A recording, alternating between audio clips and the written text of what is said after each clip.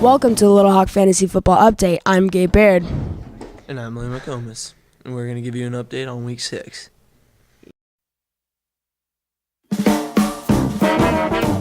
So this week was all about defense and special teams. All of them were doing crazy good, getting a lot of touchdowns and interceptions and fumble recoveries.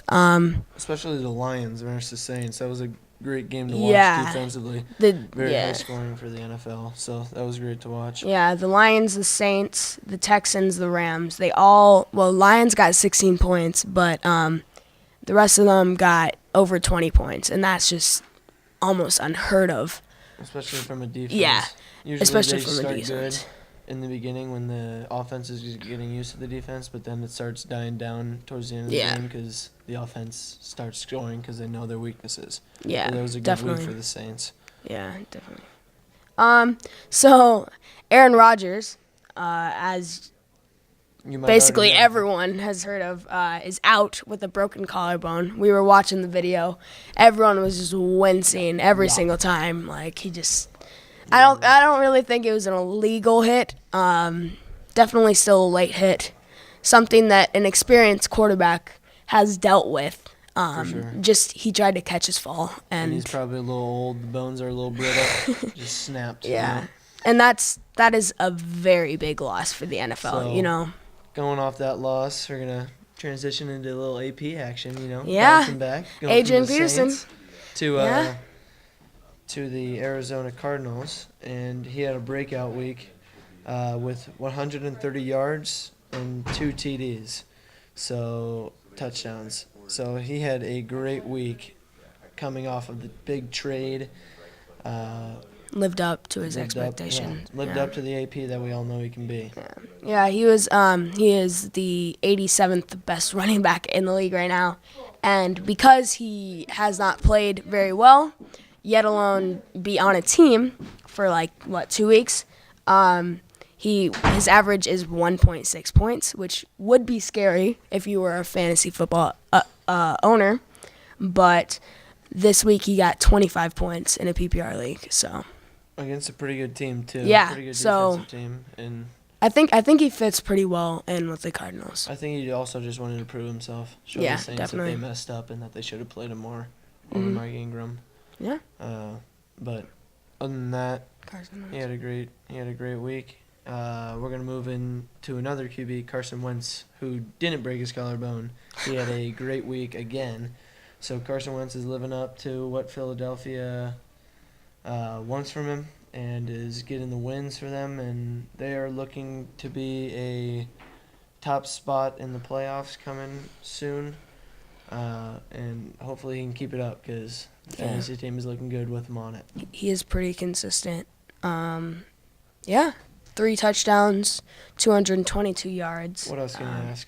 Yeah, I mean, consistency. Completely. Another QB that bounced back this week is Big Ben Roethlisberger. We've been waiting for him to come back. Thrown 5 interceptions last week, reduced that down to 1 this week, but then found the end zone once too in a upset over the Kansas City Chiefs. They won 19-13 at the Chiefs' place. He threw for 251 yards and had 1 TD, like I said, and was a pretty good night for him. Because coming off a 5 interception game, that's kind of what you want is a win. I wouldn't really claim that to be an upset, because the Chiefs are becoming one of the best teams in the NFL right now with Kareem Hunt. Basically, they were a very young team, and now they've learned to work together, and they've become a top tier team. So, I mean, I feel like the Steelers were better last year, obviously, but I don't know, something's not clicking with them right now. And that was your Week 6 recap. I'm Gabe Baird. And I'm McComas. That was a good throw. He gets Smith, hitting you back here with your Week 6 recap.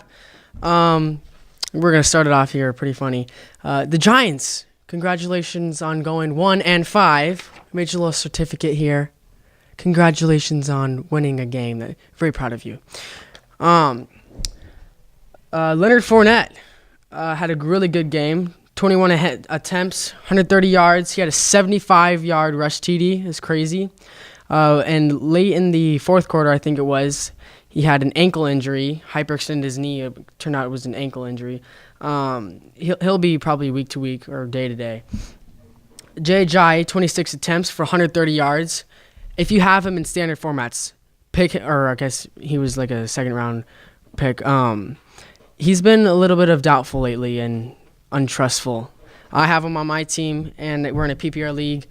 I didn't start him this week, but he did have 130 yards. No TDs, but we could wait on some receptions. I think we could see he had a breakout season last year in the second half of the season. We could totally see that this year as well.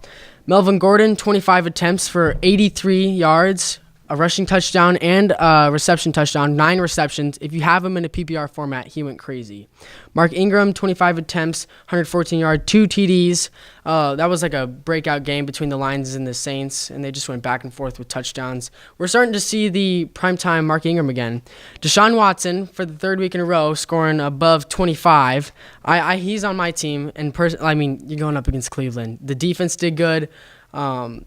Deshaun Watson did good. It's Cleveland, so he had 3 TDs, 225 yards. Again, they do have a bye week next week along with Detroit. Just watch that. And then tonight, Monday Night Football, Colts and Titans. And your bye weeks are Detroit and Houston this week. Guys, I've been telling you, Austin Seferian-Jenkins. He had 16 points last week. 8 receptions, 46 yards, a touchdown. Pick him up. He's going to be good. The Jets do not have a running game, so definitely pick him up. That's it for your Week 6 fantasy recap. I'm Egan Smith.